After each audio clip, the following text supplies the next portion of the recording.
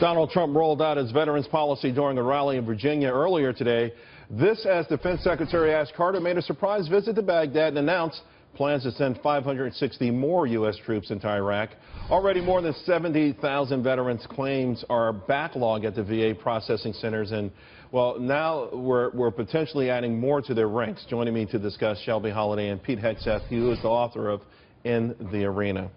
Pete, this is one hell of an arena that it's gotten a lot of publicity, a lot of promises, but things haven't gotten better. No, they haven't, but Trump gave a fantastic speech on it today. I really think so. He wants a clean house, which is what you have to do. You've got a toxic bureaucracy. You're spending billions. You've got 350,000 employees, yet veterans are still waiting months for basic health care. Trump says fire folks who are not getting it done, give a veteran a real choice, hold people accountable. Those are the kind of words and emphasis vets have been waiting for. Politicians always like to talk about the VA. Trump has made it front and center, and we got to applaud him for it, and he's got a plan to do it. Right. Now, Shelby, I guess the argument, though, is firing people on The Apprentice is a lot easier than going into the government and saying, hey, these career-long bureaucrats who find a way to hide in the weeds and never do their damn job and still get promoted and still retire, you know, right. It's a hell of a system. I would love to see someone crack that nut. Right, exactly. It'd be great to change that, but every politician promises to eliminate waste, fraud, and abuse. How many can actually do it?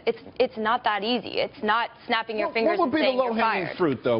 Let's just say you went in as President Trump. I mean, you've got a grand plan, right? But what would be the low-hanging fruit? I'll give it to you right now. It's called the VA Accountability Act. It's already passed the House. It's pending in the Senate. McConnell and Isaacson won't move it because Obama says he'll veto it. If Trump were the president, he could force him. What it would do was give the VA secretary the ability to fire anyone at the VA cause. You mean to tell me they won't push this thing because they're afraid of Obama? Yes. That's the kind of publicity you want. You want him to veto it. You want it to be on the front page of every newspaper in the country. Amen. It's the definition of establishment politics, and it's why people are sick of Washington, D.C. Well, and that was one of his big points today. He had this 10-point plan of what he's going to do to reform the VA.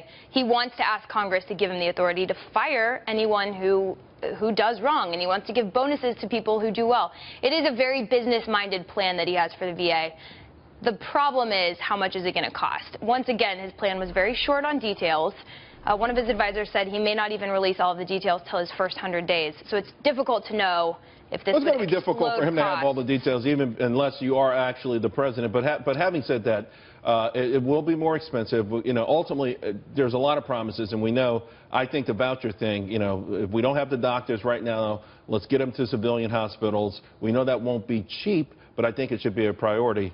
Of course, it's what veterans want. 90% of veterans just want the choice to see a private provider if they can't be seen in a convenient manner. And you can reform the VHA in a way that you turn it away from a bureaucracy and into an actual health care provider. That's going to save costs while you're giving veterans an option. There is a way to do it, and the devil's in the details, but it can be done. We heard how much if we brought in a private sector person, how that would be the answer. That has not been the answer. Now, I don't want to be too critical, you know, right now, but is it the person who you bring in, or is it, again, knocking down the walls of bureaucracy no matter who's in charge? Well, it is a full-scale reform from what I've been reading. It's not just should we privatize it, should we not.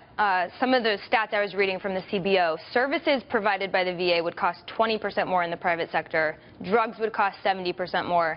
Costs would explode, but as I don't buy that for a second. VA health care is a lot more expensive in most quarters than private health care when you look at how many vets are actually using it and how much of their care they're actually getting at the VA. Vets are actually using it. Just like everything in Washington, they cook the books to make it look like they always need more money. We're always $5 billion away from utopia. This stuff is a lot more expensive than if you just send them to the private provider to get that care. We do it through TRICARE. We do it through Medicare. There are ways to do that you can manage costs. And why not with vets and give them the best quality care that America has to provide? It's very smart politically, regardless of how the costs break down, because everybody loves our vets. Who doesn't want to hear that we want to take better care of our vets? I was going to say that I grew up, you know, first had my childhood on Army bases, and I remember the care being so amazing. And over the last few years, it's been shocking to see the waitings and the people dying waiting and the people that keep us safe. And you know what? There's a lot of areas to argue over the money, but I don't know that this is one we should be quibbling over. They deserve better. All right, Pete, thanks for the book. Thank you. Shelby, thanks a lot. Appreciate it.